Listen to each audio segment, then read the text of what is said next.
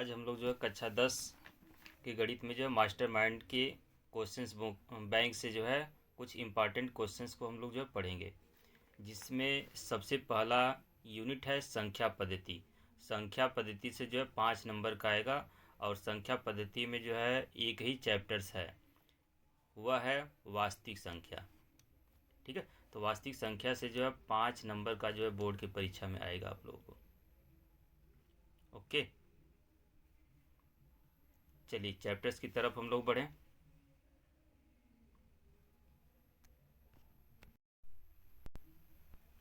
तो यहाँ पे जो चैप्टर्स है वह है वास्तविक संख्या। पहला चैप्टर्स है वास्तविक संख्या। ठीक है, वास्तविक संख्या में जो है कुछ सबसे पहले बेसिक कॉन्सेप्ट दिया जा रहा है। मिश्रित संख्या किसे कहते हैं? तो मिश्रित संख्या जो होता है वो अभाज्यों का गुणनखंड होता है। जैसे यहाँ पे जो है 18 पर आप लोग विचार करिए। 18 के यदि फैक्टर करेंगे तो 2 9 18 होता है। 2 × 3 × 3 हो जाएगा। 3 × 3 = 9, 2 × 18 हो जाएगा। तो ये 18 जो यहाँ पे आप देख रहे हैं यह जो है मिश्रित संख्या है और ये अभाज्य संख्याओं का जो है गुणनफल है। ठीक है, अब जस्ट इसके बाद जो है एचसीएफ और एलसीएम से जो है क्वेश्चंस पूछा जाता है। एचसीएफ और एलसीएम से क्वेश्चंस कैसा पूछा जाएगा कि दो संख्याओं का जो है महत्तम समापवर्तीय है, लघुत्तम समापवर्तीय है, तो उसमें से जो है एक संख्या यदि यह हो तो दूसरी संख्या को ज्ञात कीजिए। यानी कि यहाँ पे जो है कुछ फार्मूलों को जो हम आपको दिखा रहे हैं, ये फार्मूला आपको जो है दिमाग में रखना होगा। चलिए देखिए,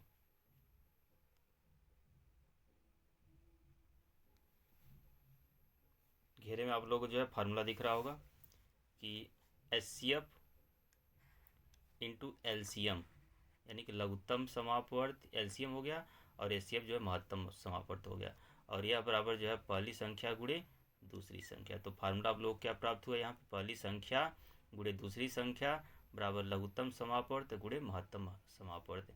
यदि जो महत्तम समापवर्त पूछा जाए तो पहली संख्या गुणे दूसरी संख्या बट्टा जो है ये लघुत्तम समापवर्त हो जाएगा। यदि एलसीएम पूछा जाए यहाँ से तो एलसीएम बराबर जो हम लोग कैसे ज्ञात कर सकते हैं? पहली संख्या गुणे दूसरी संख्या बराबर जो है एचसीएफ हम रख सकते हैं।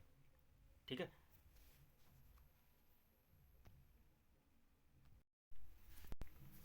और अब अगला कॉन्सेप्ट है अपरिमेय संख्या पर।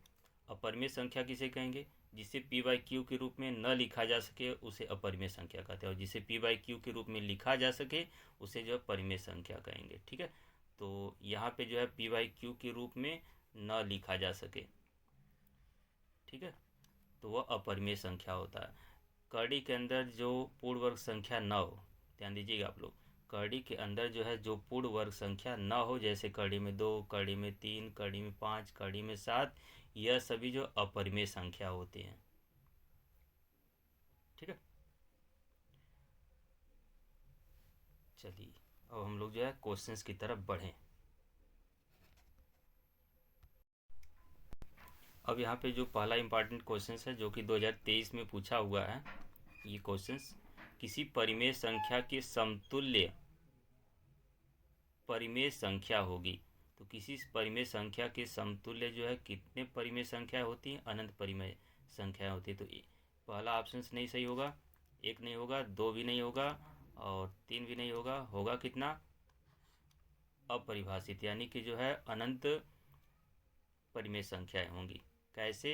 यहाँ देखिए 2/3 है, फिर इसके बाद जो है 4/6 है, फिर 8/12, यानी कि जो पहला 2/3 है अंश में जिस संख्या से गुणा करें उसी से हर में भी गुणा कर दें तो उसी के समतुल्य परिमेय संख्या हो जाएगा। यानी कि पहले वाले में देखिए 2 में 2 से गुणा करेंगे, 2 दूना 4 हो जाएगा, फिर उसी 2 से जो है 3 में गुणा कर दीजिए, 2 3 6 हो जाएगा। फिर इसके बाद जो है 2 में जो है 4 से गुणा कर दिया, 4 दूना 8 हो गया, 4 से फिर उस हर में गुणा कर दी, 4 3 12 हो जाएगा। तो 5 से अंश में गुणा कर दी, 5 दूना 10 हो जाएगा, और 5 से जो है हर में गुणा कर दी, यानी कि जो है 5 3 15 हो जाएगा, यानी कि जो है 10/15। इस तरीके से जो है किसी परिमेय संख्या के समतुल्य जो है परिमेय संख्या अनंत लिख सकते हैं हम लोग।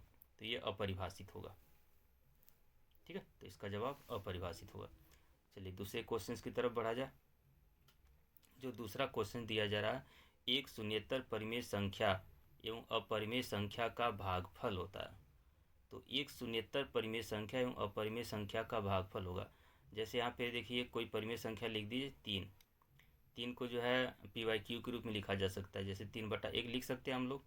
ठीक है, तो ये परिमेय संख्या होगा और अपरिमेय संख्या से इसमें भाग दीजिए। अपरिमेय संख्या यानी कि कड़ी में 2 से भाग दीजिए। ठीक है, तो 3/2 ये क्या होगा, ये अपरिमेय संख्या होगा। तो इसका आंसर जो है बी वाला सही होगा। क्वेश्चन दिया जा रहा है तीसरा वाला है, निम्नलिखित में से अपरिमेय संख्या होगी। अपरिमेय संख्या इसमें से छाटना। कड़ी में 25 क्या परिमेय संख्या है कि अपरिमेय संख्या है। तो कड़ी में 25 जो है यह परिमेय संख्या होगा, क्योंकि जो 25 जो पूर्ण वर्ग है। ठीक है, तो जब 25 पूर्ण वर्ग है तो ये बराबर 5 हो जाएगा, यानी कि जो कि परिमेय संख्या। 5 क्या है, परिमेय संख्या। अब अगले वाले ऑप्शन की तरफ देखिए। कड़ी में 81 दिया हुआ, कड़ी में 81 भी पूर्ण वर्ग है, क्योंकि ये 9 का वर्ग है। जब ये 9 का वर्ग है तो ये भी जो है परिमेय संख्या होगी।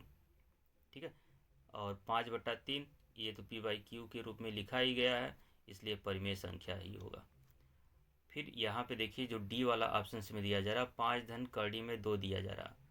क्या दिया जा रहा, 5 धन कड़ी में 2। किसी परिमेय संख्या में अपरिमेय संख्या को जोड़ दिया जाए, घटा दिया जाए, भाग कर दिया जाए या गुणा कर दिया जाए तो वह जो है अपरिमेय संख्या हो जाता है, यानी कि ये क्या हो जाएगा, अपरिमेय संख्या होगा। तो इस तीसरे वाले का जो आंसर सही होगा वह डी सही होगा।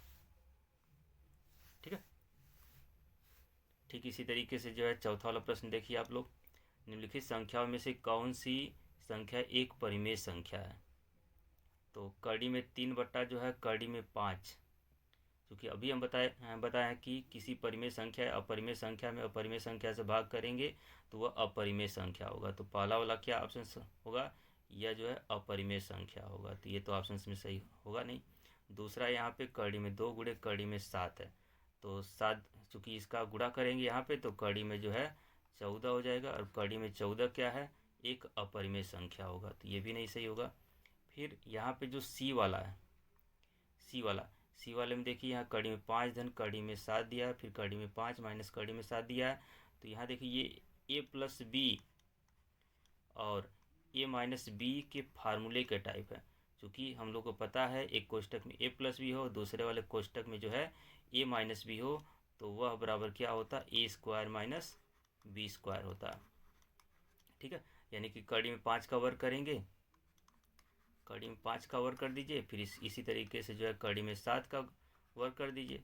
तो जब कड़ी का वर्ग करेंगे तो कड़ी हट जाएगा, यानी कि जो है 5 - 7 हो जाएगा, यानी कि इसको हल करने के बाद जब -2 हो जाएगा, यानी कि -2 क्या है, एक परिमेय संख्या है। तो इसका आंसर जो है सी वाला सही दिख रहा है। फिर इसके बाद जो डी वाला विकल्प में दिया हुआ है कड़ी में 12 क्या, एक अपरिमेय संख्या, तो सी ही सही होगा। तो क्वेश्चंस को पहले हम लोग जो है सॉल्व कर लेंगे। ठीक है, तो यहाँ क्वेश्चंस कैसे बन रहा है, परिमेय संख्या और अपरिमेय संख्या पर बन रहा है। परिमेय संख्या किसे कहेंगे, जिसे p/q के रूप में लिखा जा सके उसे परिमेय संख्या कहते हैं। और अपरिमेय संख्या किसे कहेंगे, जिसे p/q के रूप में न लिखा जा सके उसे अपरिमेय संख्या कहते हैं। ठीक है,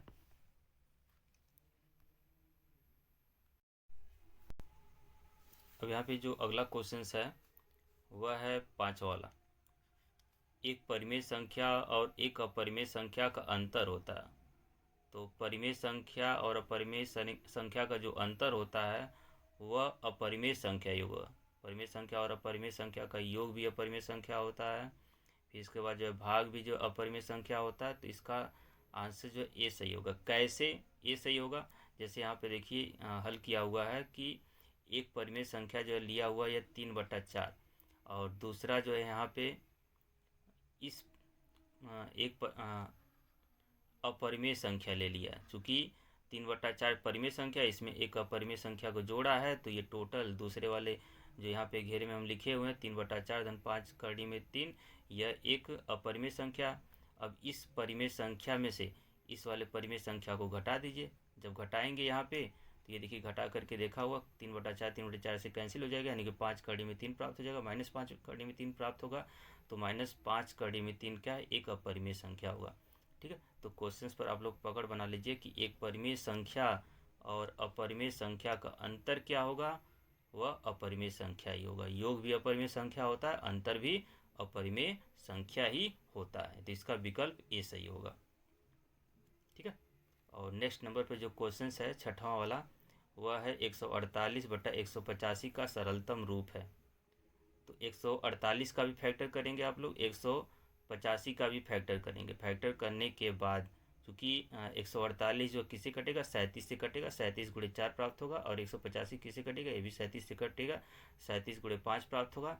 यानी कि जो है यहाँ पे 37 से कैंसिल हो जाएगा, तो 4/5 प्राप्त होगा। तो इसका विकल्प जो है 4/5 सही होगा। अब देखिए, अगर जैसे 37 से आप लोग जो इतना न सोच पाए कि 37 से हम कैसे काटेंगे, क्योंकि लोग जो है छोटे अंकों से काटते हैं। ठीक है, तो ऑप्शन से उठा करके काटेंगे।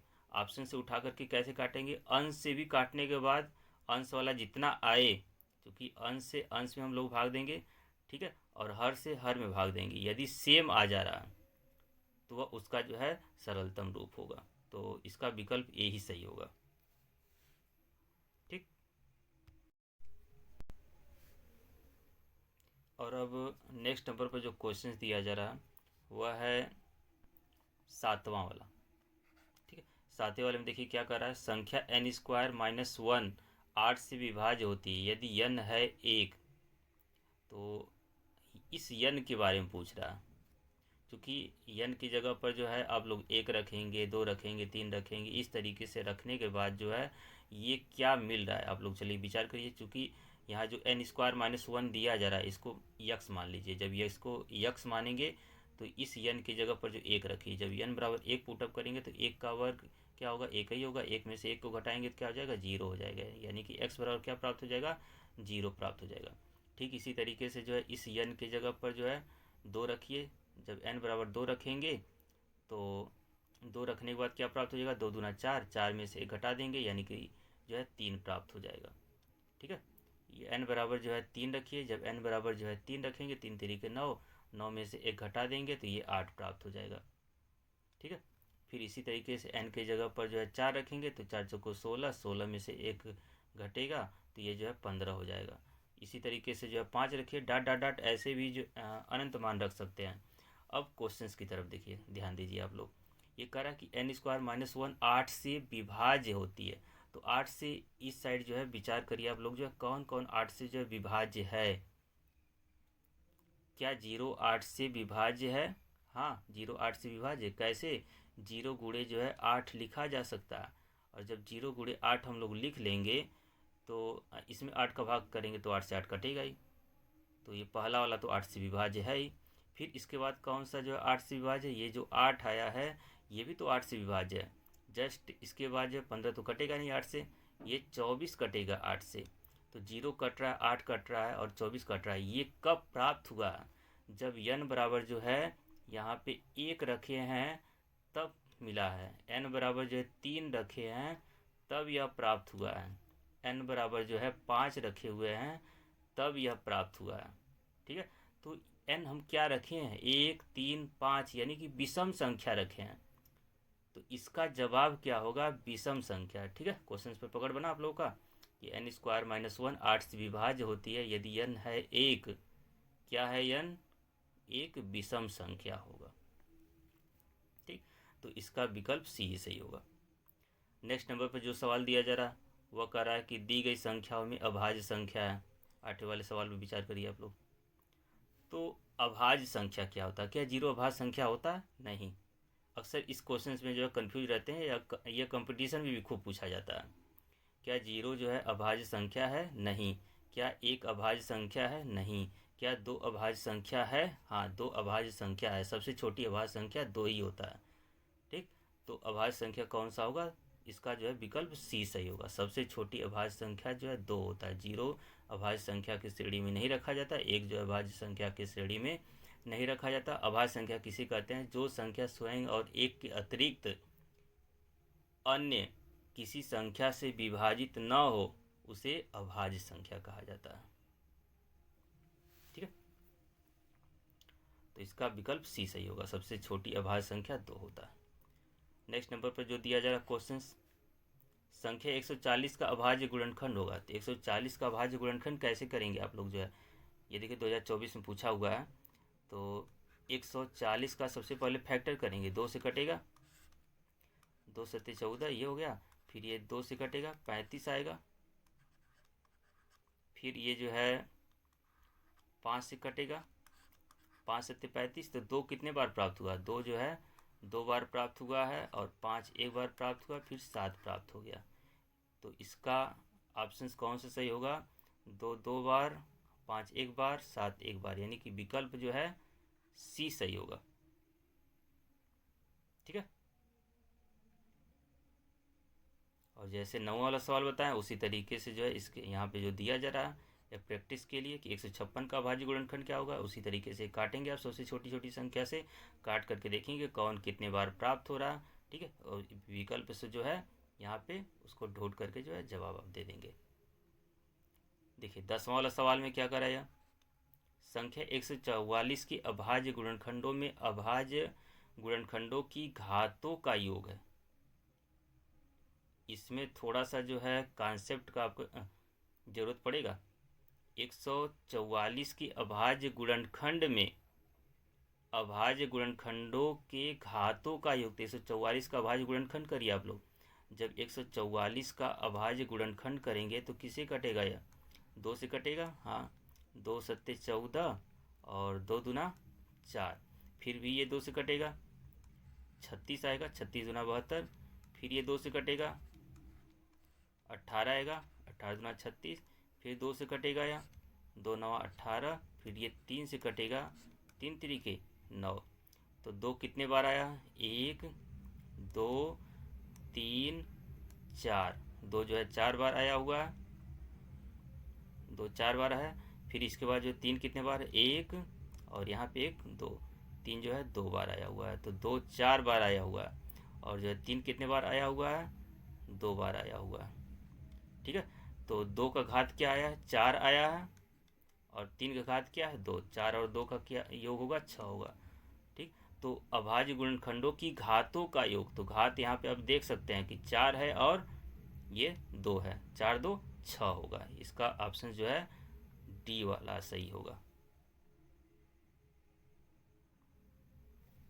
ठीक।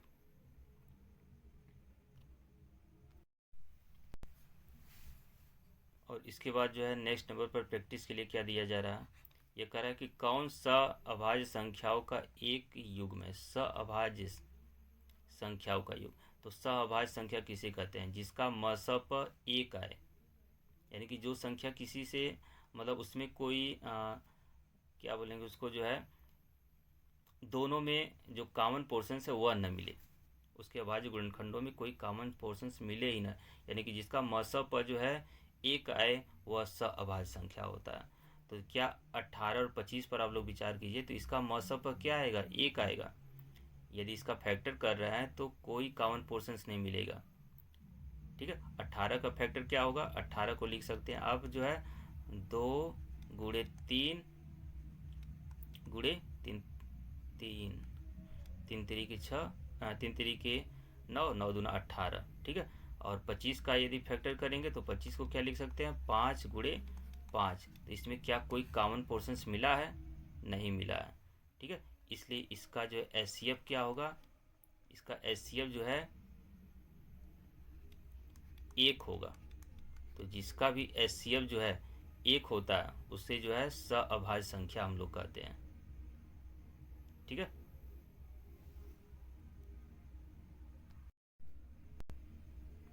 इस क्वेश्चन का जो है जवाब अब लोगों को जो है पता चल गया होगा कि अभाज्य संख्या कौन होगा। इसका विकल्प ए सही होगा, क्योंकि इसका मसप पर जो है 1 आएगा, महत्तम समापवर्ती।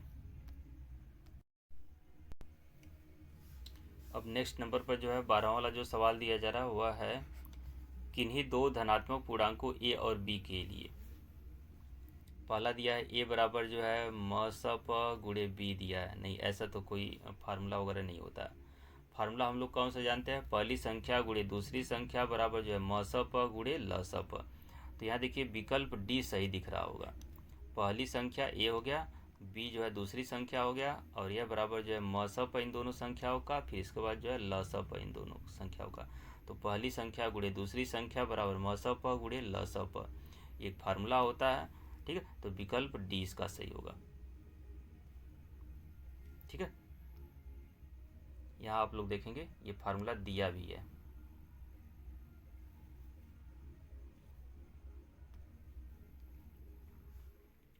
चलिए नेक्स्ट नंबर पर जो क्वेश्चन है इस पर आप लोग विचार करिए। 13वां वाला जो है, यदि 65 और 117 की एचसीएफ को 65p माइनस 117 के रूप में व्यक्त किया जाए तो p का मान क्या होगा। तो 65 और 117 का एचसीएफ को इस रूप में व्यक्त किया जा रहा, तो दोनों का एचसीएफ आप लोग ज्ञात करेंगे। 65 और 117 का एचसीएफ ज्ञात करके उसको इसके इक्वल रख देंगे। तो 65 का एचसीएफ कैसे ज्ञात करेंगे, 65 का फैक्टर करेंगे तो 13×5 = 65 होता है, यानी कि 5 गुणे जो है 3 प्राप्त होगा, यानी कि 5 एक बार प्राप्त हुआ और 13 जो है एक बार प्राप्त हुआ। फिर उसी तरीके से 117 का आप लोग फैक्टर करेंगे तो 117 का फैक्टर क्या प्राप्त होगा, 3 जो है 2 बार प्राप्त होगा और जो है 13 एक बार प्राप्त होगा। ठीक है, तो कि आप लोग जो है गुणनखंड कर लेंगे। कैसे करेंगे, 65 यहाँ पे है, इसको काटिए, 5 से काटेंगे तो 13×5 = 13 होगा, यानी कि 5 गुणे 3 लिख सकते हैं। और 117 को क्या लिख सकते हैं, 117 को जब आप लोग काटेंगे तो ये जो है 3 से कटेगा, 3 से कैसे कटेगा, 3 3 9 और 9 2 11, 3 9 27 हो जाएगा। और फिर ये 3 से कटेगा, 3 1 9 3, 3 3 9, तो 3 जो है 2 बार प्राप्त हुआ और 13 जो है एक बार प्राप्त हुआ। ठीक है, यहाँ पे देखिए 3 2 बार है और 13 जो है एक बार है। ठीक, अब इसका एचसीएफ ज्ञात करिए। एचसीएफ में क्या करते हैं, कॉमन पोर्शंस को ढूंढते हैं। ठीक है, कॉमन पोर्शंस यहाँ पे देखिए क्या प्राप्त हुआ, 13 मिला हुआ। ठीक, तो इसका एचसीएफ जो है 13 प्राप्त होगा। अब जब 13 एचसीएफ आया है तो 13 को जो है चूंकि ये कहा हुआ कि इसके बराबर कर दीजिए आप लोग। ठीक, तो इसके बराबर करेंगे तो यहाँ से जो है 13 बराबर जो है 65p माइनस 117 हो जाएगा। और यह बराबर जो है आप कैलकुलेशन करिए। जब कैलकुलेशन करेंगे तो 117 उधर जाएगा, तो 117 को 13 में जोड़ देंगे, तो 117 को 13 में जोड़ेंगे तो कितना आएगा, 130 आएगा। यानी कि 65p बराबर जो है 130, इसलिए p बराबर जो है क्या हो जाएगा, 130/65 हो जाएगा। और यहाँ से इसको काटेंगे तो ये जो है 2 आएगा। तो इसका आंसर जो है ये सही होगा। तो बस आपको जो है 65 और 117 का जो एचसीएफ निकालने के लिए ढंग आना चाहिए। ठीक है,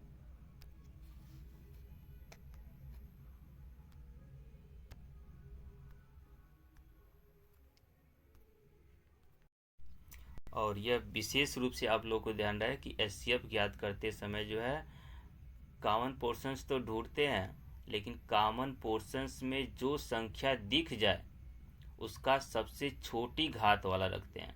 जैसे मान लीजिए यहाँ पे 13 प्राप्त हुआ, यहाँ 13 दोनों का घाते 1 है, लेकिन एक में जो है 13 की घाते जो है अगर 3 प्राप्त हो जाए, दूसरे वाले में जो है 13 की घाते जो है 5 प्राप्त हो जाए, तो इसका एचसीएफ कितना आएगा। देखिए दोनों में कॉमन पोर्शंस क्या मिलेगा, 13 की घाते जो है 3 प्राप्त होगा, तो इसका जो एचसीएफ जो है 13 घाते 3 होगा। यदि एलसीएम ज्ञात करना हो तो यहाँ पे सबसे बड़ी घात को लिखा जाता है, यानी कि एलसीएम क्या होगा, 13 के घाते जो है 5 प्राप्त होगा। तो एचसीएफ जो है 13 घाते 3 और एलसीएम जो है 13 घाते जो है 5 प्राप्त होगा। ठीक है, तो ये विशेष रूप से आप लोग ध्यान देंगे कि संख्याओं में प्रत्येक उभयनिष्ठ अभाज्य गुणनखंड की सबसे छोटी घात का गुणनफल जो होता है वह एचसीएफ होता है, और सबसे बड़ी घात का गुणनफल जो होता है वह एलसीएम होता है। ठीक है,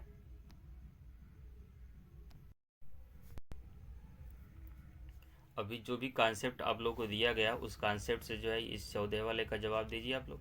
182 और 78 का एचसीएफ क्या होगा, तो दोनों का फैक्टर करेंगे, जब दोनों का फैक्टर करेंगे तो 182 का फैक्टर क्या प्राप्त होगा, 2 गुणे 7 गुणे 13 प्राप्त होगा। और 78 का फैक्टर क्या होगा, 2 गुणे 3 गुणे जो है 13 प्राप्त होगा। अब इसमें जो है एचसीएफ ज्ञात कीजिए, एचसीएफ क्या प्राप्त होगा। तो जो संख्या दोनों में दिखे और उसका जो है न्यूनतम घात, तो दोनों में कौन दिख रहा है, 2 दिख रहा है, तो यहाँ पे 2 को लिख लीजिए। फिर कौन दोनों में दिख रहा है, 13 दिख रहा है, और 13 को लिख लीजिए और उसका न्यूनतम घात लिखते हैं। ठीक है, यहाँ पे अगर चूंकि दोनों के घाते एक ही है, अगर अलग अलग रहता तो न्यूनतम घात को लिखते हैं। अब यहाँ पे 13 दूना 26, तो इसका एचसीएफ कितना आएगा, 26 आएगा। ठीक है, तो विकल्प कौन सा सही होगा, ये बी वाला सही होगा।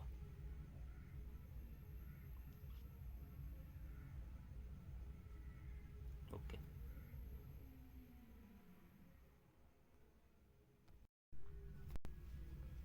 और अब जो है नेक्स्ट नंबर पर जो क्वेश्चन है वह देखिए क्या कर रहा है। वह बड़ी से बड़ी संख्या जिससे 125 और 70 को विभाजित करने पर शेषफल क्रमशः 8 और 5 प्राप्त होता है। ठीक है, तो बड़ी से बड़ी संख्या कर रहा है यहाँ पे। बड़ी से बड़ी संख्या की स्थिति में जो हम क्या ज्ञात करते हैं, एचसीएफ ज्ञात करते हैं, और छोटी छोटी संख्या की स्थिति में जो है एलसीएम ज्ञात करते हैं। ठीक है, तो 125 और 70 को विभाजित करने पर शेषफल ये कर रहा है, तो 125 में से 8 को घटा दीजिए और 70 में से जो है 5 को घटा दीजिए। क्यों? क्योंकि जो यहाँ लिखा हुआ क्रमशः, तो 125 में से 8 को घटाइए, 125 में से 8 को घटाएंगे कितना प्राप्त होगा, 117 प्राप्त हो जाएगा। और 70 में से जो है 5 को घटाएंगे, 70 में से 5 घटाने के बाद जो है कितना प्राप्त होगा, ये 65 प्राप्त होगा। ठीक है, तो 117 और 65 का जो है एलसीएम ले लीजिए, एचसीएफ ज्ञात कीजिए, क्योंकि बड़ी से बड़ी संख्या कहा हुआ। तो 65 और 117 का जब फैक्टर करेंगे तो इस फैक्टर में जो है 5 एक बार प्राप्त होगा, 13 भी एक बार प्राप्त होगा, और 117 का जब फैक्टर करेंगे तो 3 जो है 2 बार प्राप्त होगा, और 13 जो है एक बार प्राप्त होगा। और इस स्थिति में जो है यहाँ पे आप लोग इसके माध्यम से ये सोचिए कि जो है एचसीएफ क्या प्राप्त होगा। अभी हम ये कहें कि दोनों में जो कॉमन पोर्शंस दिखे और उसका न्यूनतम घात जो है एचसीएफ होता है, तो दोनों में कॉमन पोर्शंस क्या प्राप्त हो रहा है, 13 प्राप्त हो रहा है, तो इसका जो है एचसीएफ क्या मिलेगा, वह 13 ही मिलेगा। ठीक है, तो इसका आंसर जो है ये बी वाला सही होगा। क्लियर हो रहे हैं आप लोग? वह बड़ी से बड़ी संख्या है जिससे 125 और 70 को विभाजित करने पर शेषफल 8 और 5 प्राप्त हो रहा है। तो सबसे पहले शेषफल को हम घटा देंगे। शेषफल को घटाने के बाद जो है दोनों संख्याओं का जो है जो हमें प्राप्त होगा उसका जो एचसीएफ ज्ञात कर लेंगे। एचसीएफ कितना आया, 13 आया, तो इसका आंसर जो है 13 देंगे।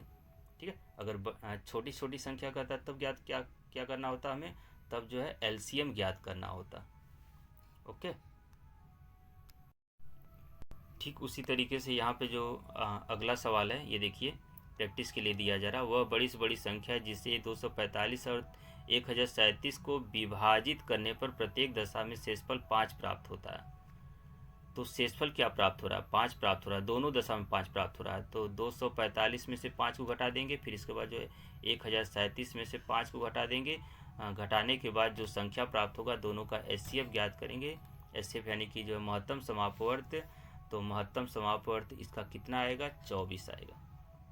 ठीक है, क्यों महत्तम समापवर्त ज्ञात करेंगे, क्योंकि यहाँ पे जो है बड़ी से बड़ी संख्या कहा हुआ। अगर छोटी छोटी संख्या कहता तो लघुत्तम समापवर्त हम लोग ज्ञात करते हैं।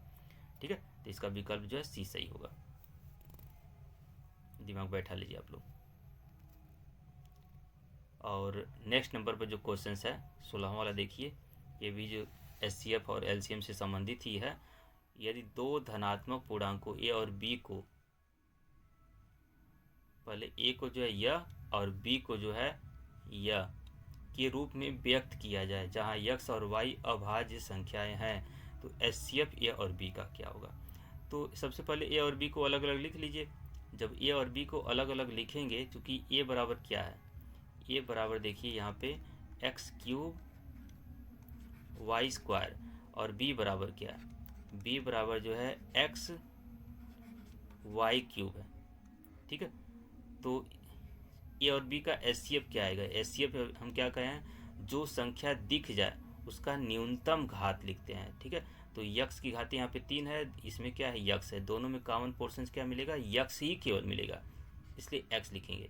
और यहाँ पे देखिए वाई स्क्वायर दिख रहा है, इसमें वाई क्यूब दिख रहा है, तो वाई का न्यूनतम घात जो कॉमन दोनों में हो, ठीक है, तो वाई स्क्वायर मिलेगा, तो वाई स्क्वायर यानी कि इसका एचसीएफ आएगा क्या, एक्स वाई स्क्वायर आएगा। तो एक्स वाई स्क्वायर यानी कि इसमें डॉट करके बताइए कौन सा सही है, विकल्प बी सही होगा। ठीक है, तो महत्तम समापवर्त कैसे देखते हैं हम लोग, सबसे पहले जो है अभाज्य गुणनखंड करते हैं। अभाज्य गुणनखंड करने के बाद जो संख्या दिख जाए उसका जो है न्यूनतम घात हम लिखते हैं। जैसे यहाँ पे देखिए एक्स दोनों में दिखा, तो एक्स का न्यूनतम घात क्या, 1 है, इसलिए 1 को लिखेंगे। वाई स्क्वायर वाई दोनों में दिखा, जब वाई दोनों में दिखा तो वाई का न्यूनतम घात कितना है, 2 है, इसलिए इसको लिखेंगे हम लोग। तो विकल्प इसका जो है बी वाला सही होगा।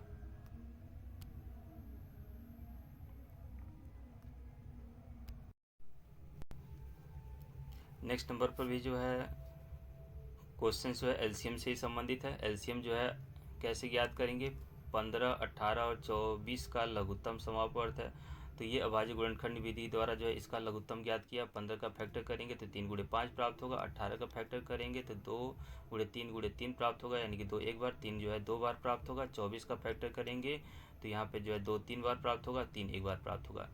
अब यहाँ पे एलसीएम ज्ञात करना है, तो एलसीएम कैसे ज्ञात करेंगे, इन दोनों संख्याओं में हम अभी कहे हैं कि जो संख्या दिख जाए लघुत्तम समापवर्त में उसका अधिकतम घात लिखते हैं। तो यहाँ देखिए 2 दोनों में दिख रहा है, जब 2 दोनों में दिख रहा है तो 2 का अधिकतम घात क्या है, 3 होगा। ठीक है, तो 2 का अधिकतम घात जो है आप लोग जो है 3 लिख लीजिए, 2 का अधिकतम घात 3। फिर इसके बाद जो कौन दिख रहा है, 3 दिख रहा है। 3 जो है तीनों में जो है, क्योंकि इसमें जो है 2 नहीं है, 3 × 5 ही है। ठीक है, तो लघुत्तम समापवर्त में जो संख्या दिखे सबको लिखते हैं, तो 2 जो है और उसका जो है अधिकतम घात लिखते हैं। 2 दिखा दोनों, इन दोनों में दिखा, इसमें तो है नहीं, तो अधिकतम घात क्या है, 3 है, इसको लिख लिए आप लोग, गुणे यहाँ पे फिर 3 दिख रहा है, 3 और 3 का जो है अधिकतम घात यहाँ पे देखिए क्या होगा इसमें, तो इसमें 3 है, यहाँ पे 3 स्क्वायर है, यहाँ पे 3, अधिकतम घात क्या है, 3 घाते जो है 2 है। अब इसके बाद कौन दिख रहा है, 5 दिख रहा है, तो 5 को लिख लीजिए। ठीक है, और इसको हल करेंगे तो कितना प्राप्त होगा, 2 घाते 3 यानी कि 8 प्राप्त हो जाएगा। फिर इसके बाद जो 3 घाते 2 यानी कि जो है 9 प्राप्त हो जाएगा। 5 यानी कि ये, और सबका गुणा करेंगे तो 360 आएगा। तो इसका विकल्प जो है ये डी वाला सही होगा, डी वाला, डी जो है यहाँ पे 360 होगा। ठीक है,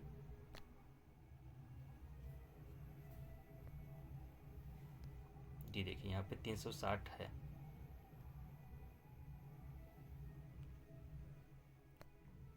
तो आप लोग क्या समझे यहाँ पे, लघुत्तम समापवर्त कैसे ज्ञात करते हैं, संख्याओं में संबंध प्रत्येक अभाज्य गुणनखंड की सबसे बड़ी घात का गुणनफल, जो संख्या दिख जाए सबको लिखेंगे और उसका अधिकतम घात लिखेंगे लघुत्तम समापवर्त में। लेकिन महत्तम में क्या करते हैं, केवल कॉमन पोर्शंस लिखते हैं और उसका न्यूनतम घात लिखते हैं। ठीक है, चलिए नेक्स्ट नंबर पर हम लोग विचार करेंगे। नेक्स्ट नंबर पर जो क्वेश्चन दिया जा रहा है उसमें क्या कर रहा है, 18वें वाले में यह कर रहा है कि यदि 26 125 का लघुत्तम समापवर्त 156 है तो महत्तम समापवर्त ज्ञात कीजिए। देखिए यहाँ पे 2 संख्या दिया हुआ, पहली संख्या और दूसरी संख्या दिया और उसका एलसीएम भी दिया, तो आप लोग फार्मूला जानते ही हैं, पहली संख्या गुणे दूसरी संख्या बराबर जो है म स प गुणे ल स प। ठीक है, यहाँ देखिए सूत्र भी लिखा हुआ है, पहली संख्या गुणे दूसरी संख्या बराबर जो है म स प गुणे ल स प। अब यहाँ पे पहली संख्या 26 है, दूसरी संख्या 156 है, दोनों का गुणा कर दी, ये बराबर जो है म स प, ये म स प को यक्स मान लीजिए, ल स प बराबर ये। ठीक है, यहाँ से कैलकुलेशन करेंगे तो दूसरा वाला जो है ज्ञात हो जाएगा, और आप लोग जो इस फार्मूले पर रख करके जो है ज्ञात कर सकते हैं एचसीएफ। ठीक है, एचसीएफ आएगा कितना, 26 आएगा। ठीक है, 26 में 156 का गुणा कर दीजिए और उसमें जो 156 से भाग करिए, आंसर कितना आएगा, 26 आएगा। चलिए नेक्स्ट नंबर पर हम लोग बढ़ें। नेक्स्ट नंबर पर जो क्वेश्चंस दिया जा रहा है वो प्रैक्टिस के लिए ही दिया जा रहा है। यहाँ पे देखिए ल स प दे दिया है दोनों संख्याओं का लघुत्तम समापवर्त, और म स प पूछा हुआ है। चूँकि दोनों संख्याएं हमें प्राप्त हैं, जब दोनों संख्याएं प्राप्त हैं तो पहली संख्या गुणे दूसरी संख्या बराबर म स प गुणे ल स प। ल स प दिया हुआ है 84, और यहाँ से म स प हम लोग जो है ज्ञात कर सकते हैं। म स बराबर क्या हो जाएगा, 12 × 21 बटा 84। ठीक है, तो जब 12 × 21 बटा जो है 84 होगा तो इसको आप लोग हल करेंगे, तो चूँकि 4 × 4 4 दूना 8, तो 21 को जो है 84 होगा, और 4 से फिर इस 12 काटेंगे, 4 3 12, यानी कि म स प क्या आएगा, इसका 3 आएगा। तो इसका जो है विकल्प ए सही होगा। ठीक है,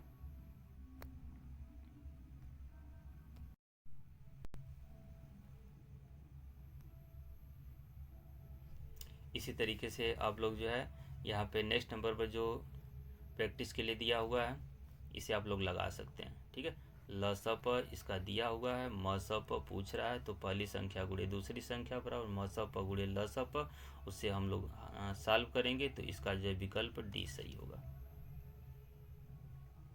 और 19वें नंबर पर देखिए क्वेश्चंस क्या दिया गया, 1 से 10 तक की संख्याओं, दोनों सम्मिलित है उसमें, में से सभी संख्याओं से विभाज्य न्यूनतम संख्या है।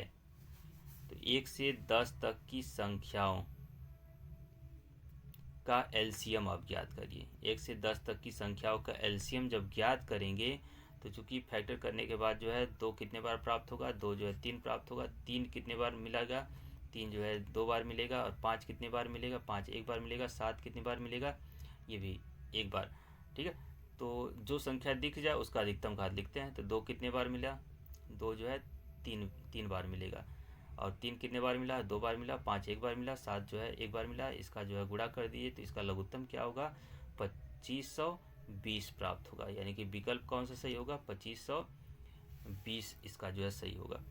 ठीक है, सवाल आपके समझ में आ रहा है कि नहीं, कि 1 से 10 तक की संख्याओं में से सभी संख्याओं से विभाज्य न्यूनतम संख्या, न्यूनतम यहाँ लिखा हुआ है, न्यूनतम की स्थिति में जो लघुत्तम ज्ञात करते हैं, और महत्तम की स्थिति में हम क्या ज्ञात करेंगे, महत्तम समापवर्त ज्ञात करते हैं। यानी कि जब यहाँ अधिकतम रहता तो महत्तम ज्ञात करते हैं, न्यूनतम है तो लघुत्तम ज्ञात करेंगे। ठीक है, चलिए नेक्स्ट नंबर पर देखिए आप लोग क्या दिया जा रहा है यहाँ पे 20 वाले में, वह छोटी से छोटी संख्या जिसको 35, 56 और 91 से विभाजित करने पर प्रत्येक दशा में जो है 7 जो है शेषफल होगा। तो इसको आप लोग जो है कई तरीके से लगा सकते हैं। एक तो तरीका यह कि सबसे पहले जो है शेषफल को घटा दीजिए, शेषफल को घटाने के बाद जो यहाँ छोटी छोटी संख्या का रहा है तो घटाने के बाद जो संख्या मिले उसका जो है लघुत्तम समापवर्त ज्ञात कर लीजिए। ठीक है, देखिए ये कैसे लगाया हुआ है, ये लगाया हुआ है यहाँ पे जो भी संख्याएं हैं सबका एलसीएम ज्ञात किया हुआ जो दिया गया है पहले से, यानी कि 35, 56 और 91 का जो है लघुत्तम ये ज्ञात किया हुआ है। तो इसका लघुत्तम कितना आएगा, इसका लघुत्तम यहाँ पे जो है ये आया है 3640 आया। ठीक है, और ये कह रहा है कि प्रत्येक दशा में 7 शेष बचे तो इसमें 7 को जोड़ दीजिए। जब 7 को जोड़ेंगे तो वह संख्या क्या होगा, यानी कि 3647 हो जाएगा। तो इसका ऑप्शन जो है ये सी वाला सही होगा। तो लघुत्तम और महत्तम के बारे में हम लोग जानते हैं कि लघुत्तम क्या होता है, लघुत्तम समापवर्त वह छोटी छोटी संख्या है जो दी गई प्रत्येक संख्या से पूर्णतः विभाजित हो जाए, और महत्तम समापवर्त क्या है, वह बड़ी से बड़ी संख्या है जो दी गई प्रत्येक संख्या को पूर्णतः विभाजित कर दे। ठीक है,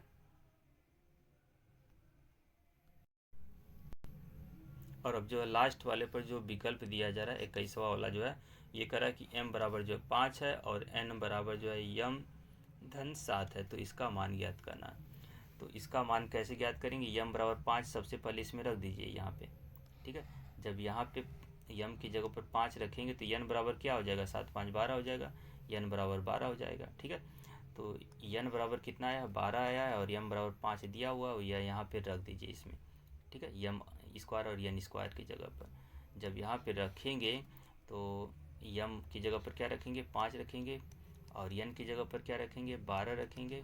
12 का ओवर तो बचा 25 हो जाएगा, और 12 का ओवर क्या होता है 144।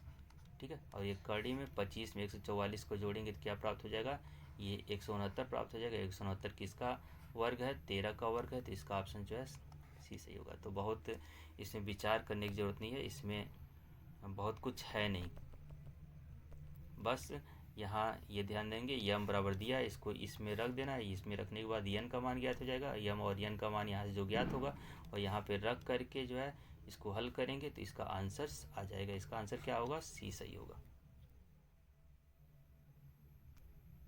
तो विकल्प का सभी क्वेश्चन जो है हम लोग लगा चुके हैं। 21 जो है वो विकल्पी प्रश्न थे और 21 पूरा हो गया।